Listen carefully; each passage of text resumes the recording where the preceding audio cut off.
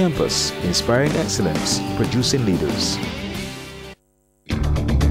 The National Political Debates, brought to you by Jamaica Debates Commission, in association with Jamaica Public Service Company Limited, changing lives with their mission, and the DNG Foundation, here for Jamaicans, here for Jamaica.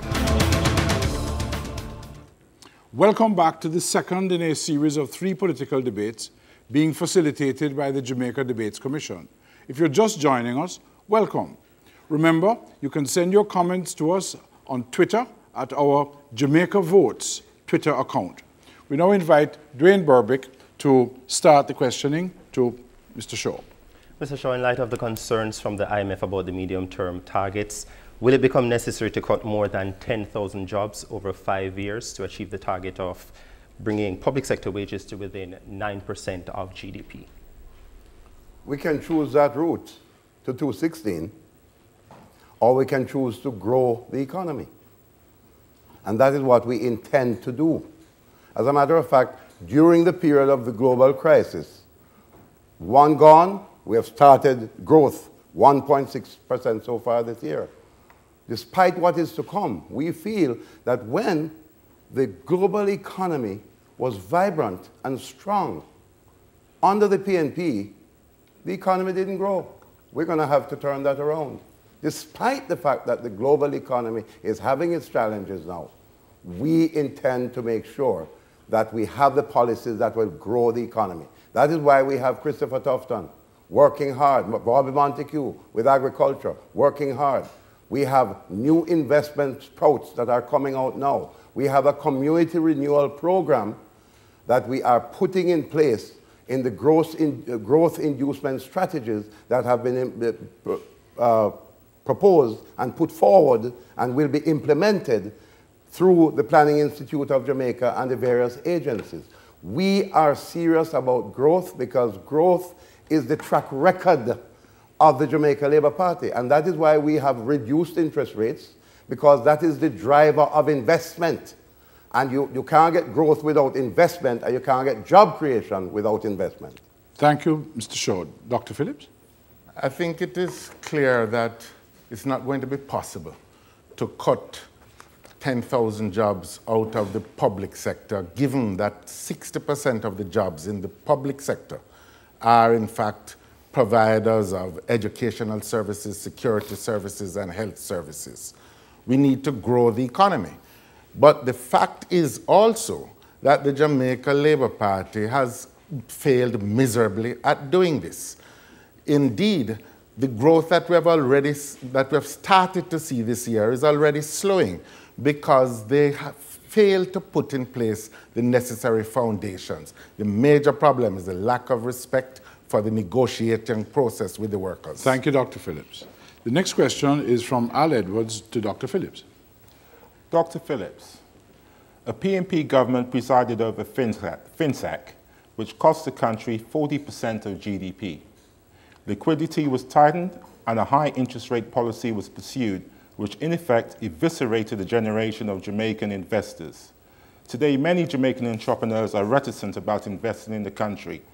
What assurances can you give the private sector and the country as a whole that the PNP government will never again go this route? Well, you know, from time to time, you have economic and banking crises occurring in countries. It is true that the failure of the banking system in the mid-90s cost the country tremendously. It is also true that the government at the time rescued the savings of all Jamaicans, rescued the pensioners, and everyone who had investment in the system. There are those who, despite the best efforts on the part of the government and themselves, in fact, were not able to come out of that system with their businesses intact. That is very much regretted. But importantly, what we have put in place in strengthened financial regulations, in the deposit insurance scheme and the like will help to guarantee that such a crisis of those proportions will not occur again. I also want to correct the point that there was a high interest rate policy of the government. We are committed, and we were committed to having markets determine the interest rates. And so there was no high interest rate policy. In the period, we undertook major structural reforms in the Jamaican economy. We liberalized the currency, and that set the basis for the growth that we can Thank you, now Dr. Phillips. I now turn to Mr. Shaw. Call it what you want to call it, policy or no policy. Interest rates averaged 53% during the 1990s.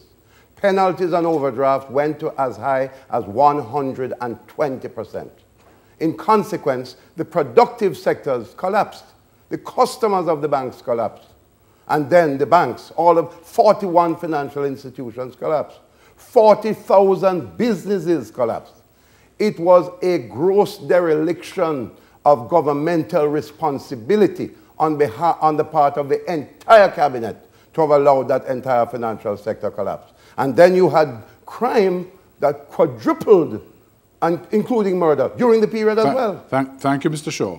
Mr. Edwards has elected to use his second follow-up question. Dr. Phillips, are you categorically saying here and now that we will never return to a situation where we see businesses seeing interest rates one morning at 10% and the next morning going up to 50%? Can you say that here and now? I can say that categorically because we are committed to ensuring the tightest possible managing of our fiscal accounts. And it is that will guarantee that there will be no pressure on the interest rates from fiscal policy. Mr. Shaw?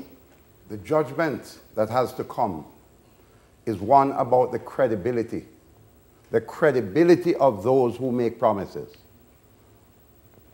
Dr. Phillips' credibility itself is in question because when he was a minister in 3 different ministers, he had the program of deferred financing at health, deferred financing at national security, and he was the master of deferred financing, off-budget financing at the Ministry of Transport and Works. Thank you, Mr. Shaw. The next question is from Damien Mitchell to Mr. Shaw. Mr. Shaw, what is your proposal to address the energy crisis that has been crippling Jamaican businesses and stifling households? As you know, the government has embarked on a program of conversion to liquid natural gas. It should have happened already.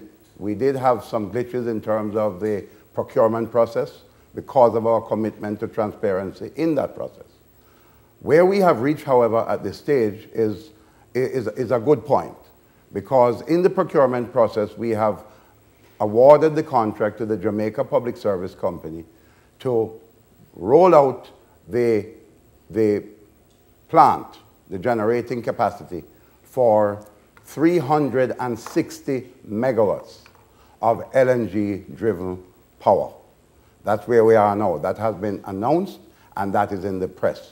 The question that has to follow is the question of the supply of LNG and the technical arrangements for the conversion at the ports and to convey it to the JPS. Those are all works in progress. In addition to that, in the new administration, we are going to be targeting on renewable energy as well. Solar power has to be a central part of going forward. Other types of renewables, garbage to energy conversion, those are things that have to be on the drawing board in terms of dealing with energy. But the LNG project itself promises a 30% reduction in the cost of energy. Thank you, Mr. Shaw. Dr. Phillips. The essential plank of the People's National Party strategy in regard to energy is to introduce more competition in the energy sector.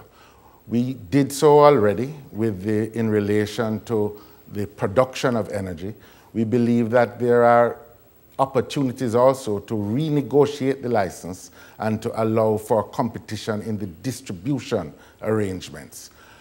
It is also the case that we think that the state needs to get out of the business of determining the energy source. We need to set standards, environmental standards and the like, and allow those who would produce to provide the energy. Those are the essential elements, more competition. Thank you, Dr. Phillips. We're now back to Mr. Berbick for a question to Dr. Phillips. Dr. Phillips, how do you intend to make up for the shortfall that would be created from the removal of the GCT on electricity bills? Well, the first thing is that we are embarked now on a process of tax reform, which we think that will allow for a revenue positive result. Bear in mind that we have estimates of the amount of discretionary waivers granted. Takes about 27 billion by some estimates from the consolidated fund. We think we would be able to not only give that little incentive to business operators and to households, and at the same time recover the revenues that would be lost by having a much more transparent regime with waivers. And of course, we are looking at other areas of taxation within that overall package of the tax reform proposals. We think that we need to place the emphasis now on growth. Growth which will provide jobs. That is the target.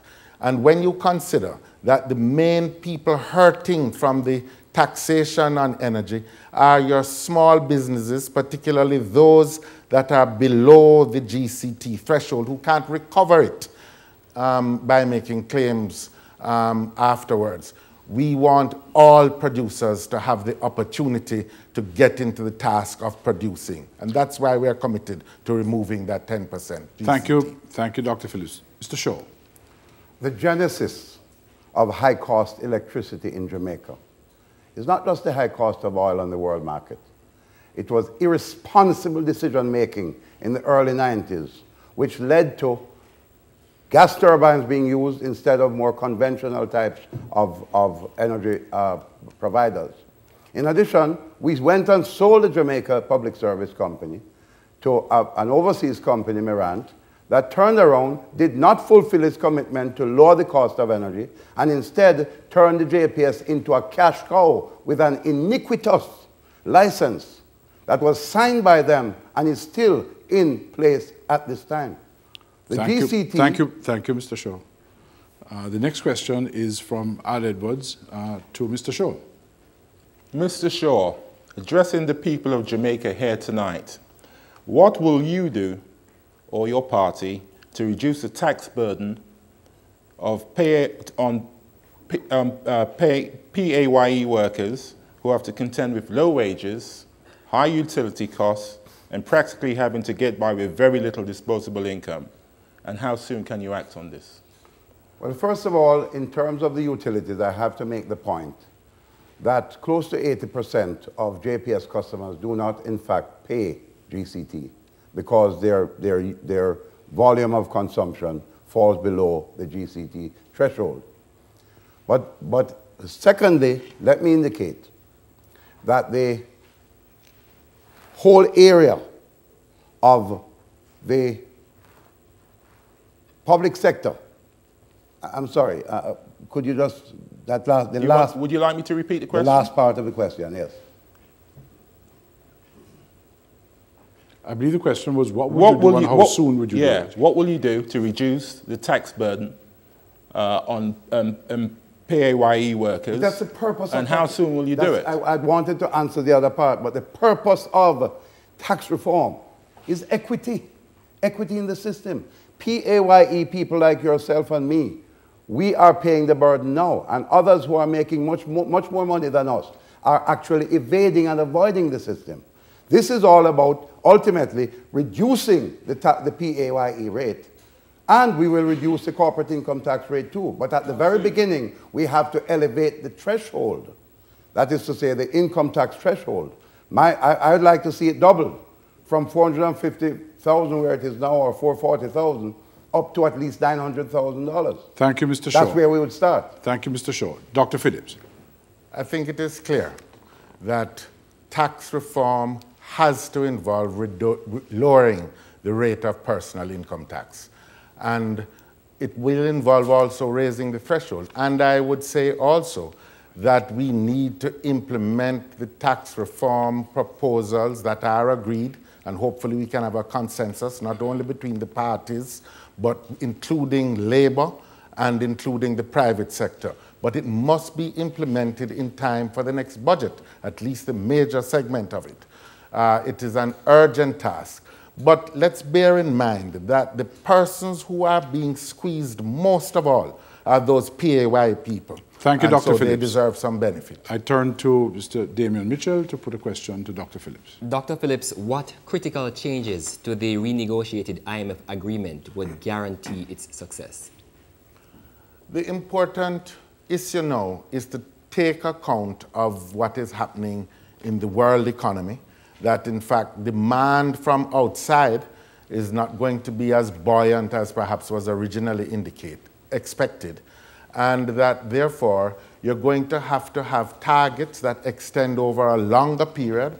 You have to have an adjustment which takes place over a 3-year period. That's why we believe you need an extended fund facility. And you also have to have targets that are set that permit you to grow your way out of the difficulties. We want predictable targets, and we want targets that take account of growth potential. I believe that the agreement which we now have was poorly negotiated. It had bad assumptions in it. It contracted the economy too much at a point in time, as the economists would call it, that was pro-cyclical. You were contracting the economy as demand in the external environment was also contracting. And so you pushed us down into a depression. We don't want that to happen. We want a more measured movement into the situation of positive growth and reduction of the debt over time, and a reduction of the expenditures on the fiscal accounts, particularly for the carrying costs of government, your wages, pensions, and the like. Thank you, Dr. Phillips. Mr. Shaw. You know, it is ironic that Dr. Phillips speaks about faulty projections.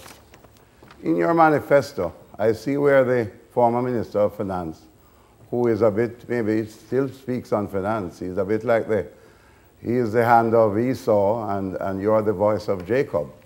But it seems that he still believes, and that in the context of projection, that in relation to growth, you can't even project it. There's no economic growth rate that is projected in your manifesto.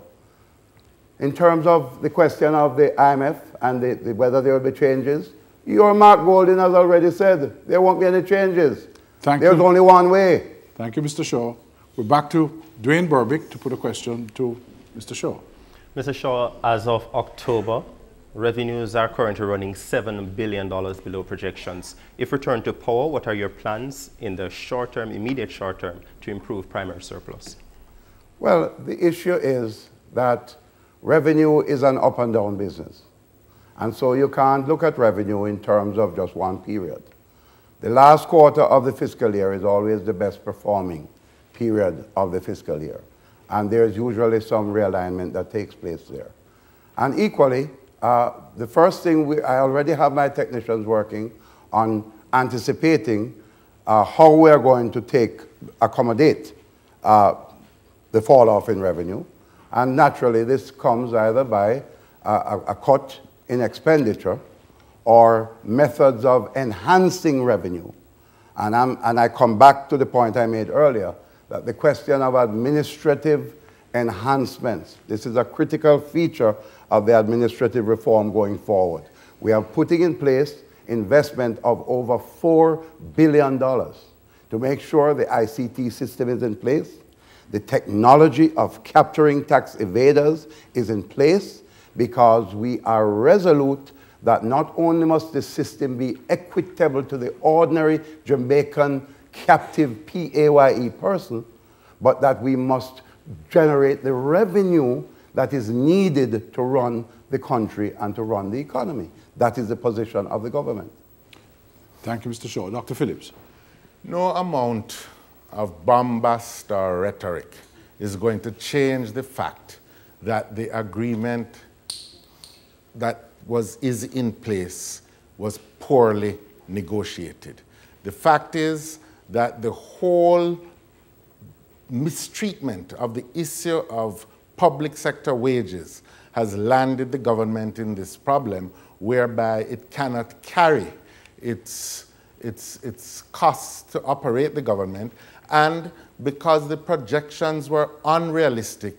Despite about 6 tax packages, they have not been able to realize any of the revenues. The projections originally were unrealistic. Thank you, Dr. And Phillips. so we are in this particular predicament now. Thank you, Dr. Phillips. Mr. Berbick has indicated he wishes to use his second follow-up. Mr. Shaw, you mentioned cuts in expenditure as perhaps a likely option to make up for the shortfall. One-off.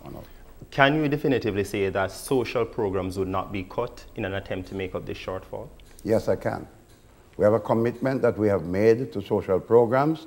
In fact, the level of expenditure on social programs that we have is at a record high. We have moved expenditure on the PATH program from 240,000 beneficiaries to 388,000 beneficiaries at this time. Jamaicans are healthier because we have removed the cost sharing in health, and more children are in school because we have abolished tuition at public schools. Thank you very much, Mr. Shaw. Dr. Phillips, yes. I don't know which social programs are being excluded. The fact is that in just last August, the government, in trying to meet its budget responsibilities, cut 2 schools out from Manchester, which were in the budget. I see also that the Prime Minister is announcing again 2 schools which he had announced from 2008 for Portland. The social programs are the ones that suffer first in what is happening. Thank you, Dr. Phillips. As part of the format agreed for this debate, each debater is allowed to pose 1 question to his opposite number.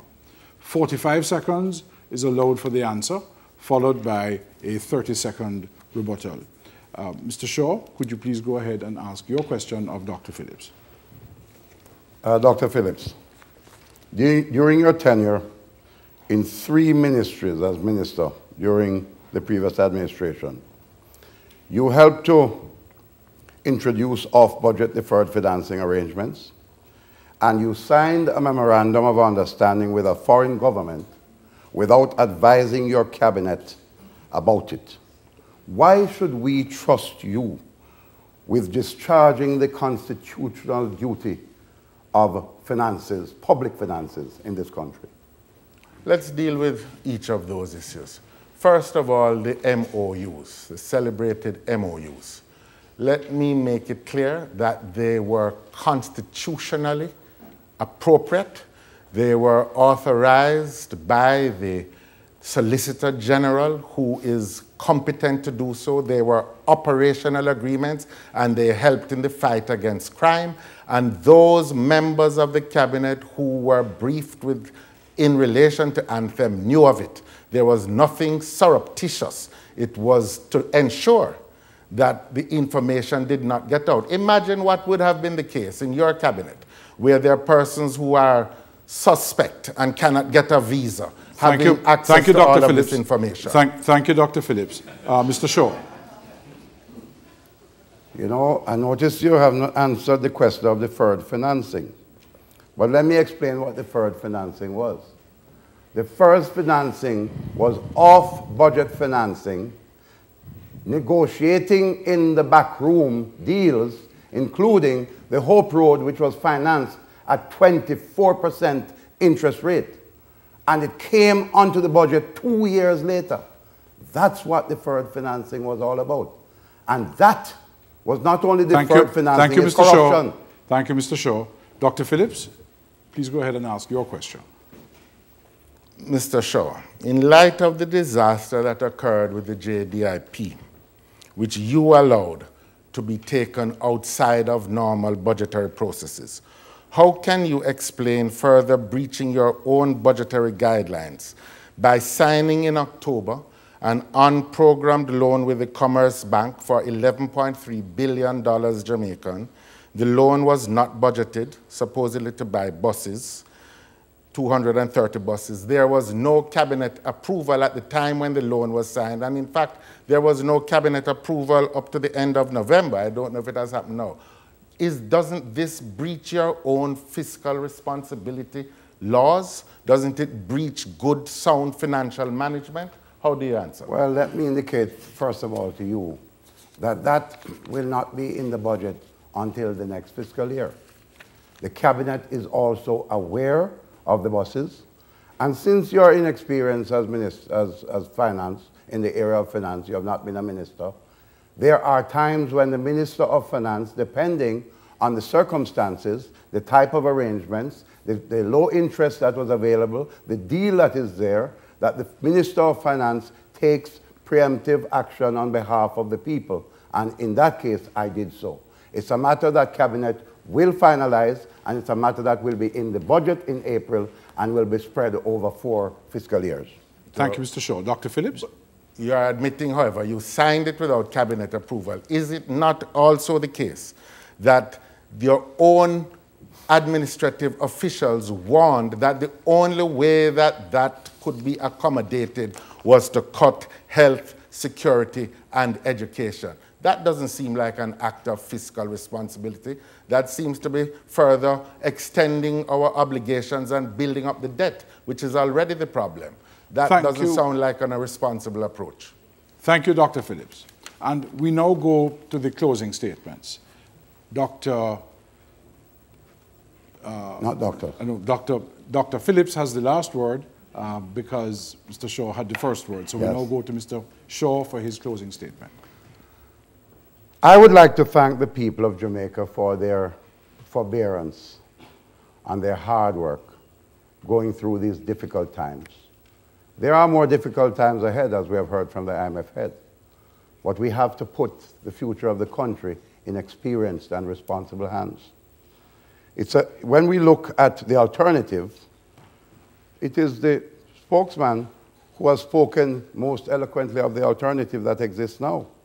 In a newspaper report in July, he said if the JLP fails to carry out its reforms and the government were to hand back were to be handed back to the present PNP leader, Jamaica could become, in his words, an English-speaking Haiti. He went on to say that it's an astonishing possibility that the PNP, after running the country into the ground for the last 18 years, could possibly come back to power. It is clear that from Dr. Phillips's own words that they are not a credible alternative to the present government of the Jamaica Labour Party. The JLP is the best way forward to investment, to job creation, to stability. And I say to everyone, let us have a peaceful, restful Christmas. Let us look forward to a bright and beautiful and prosperous new year. Jamaica is a wonderful country. We are like a rocket waiting to take off. What we want now is good, stable, strong, consistent, effective, credible public management. And that is what the government of the Jamaica Labour Party brings to the table. Thank you very much. Thank you, Mr. Shaw. Dr. Phillips, Let your me closing begin statement. by refuting Mr. Shaw's defamatory comments. I said no such thing, and there was nothing quoted by me in any newspaper anywhere that said any such thing about the administration of the People's National Party or its leader. I have always been proud of the record of the party. What Jamaica has heard tonight are alternative accounts of the state of the Jamaican economy and the causes of our distress. It is clear, too, that the government continues to be in denial about the devastation caused to people's lives by their disastrous mismanagement. For our part, the People's National Party is committed to growth and to jobs for people. We will negotiate an effective, viable agreement over the medium term with the International Monetary Fund. We will contain government's expenditures and maintain a prudent fiscal stance. We can't continue to spend more than we earn. We must pay down the debt. We commit to tax reform. We commit to pensions reform based upon negotiations with those who are in the system. We will implement bold and far-reaching energy policies. We will institute measures to enhance competitiveness, including incentives for training and the use of information technologies. And we will cut the suffocating red tape which stifles too many businesses. We, all of us, have an obligation to future generations to get it right now. No bluster or bombast or loud chat will solve the problems, but only through hard, honest, focused work and the effective implementation of policies